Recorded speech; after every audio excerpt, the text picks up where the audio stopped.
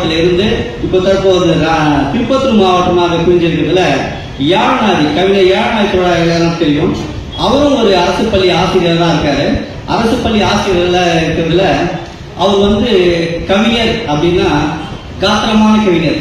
இலக்கிய மேடையில் அவர் சொற்பொழி ஆசினார்னா கேட்டுட்டே இருக்கலாம். அவருடைய எழுத்து நூல் விமர்சனம்லாம் பார்த்தீங்கன்னா யூடியூப் வழியெல்லாம் இருக்கும். மிக சிறந்த ஒரு சொற்பொழிவாளர்.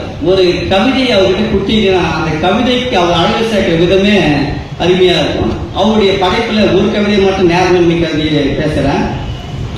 நாற்புறம் சூழ்ந்த மல்லிகை தோட்டத்தில் பூவெடுத்து காய்ந்து கருவாடாய் போயிருக்கிறார்கள் தாய்மார்கள்.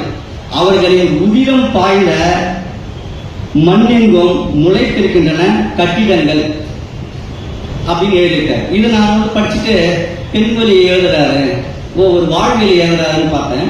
இவர் நவீன கவிதையை ரொம்ப சிலாகித்து எழுதக்கூடியவர். மிக சிறப்பான ஒரு அந்த இடத்தை நிறுத்துறவர்.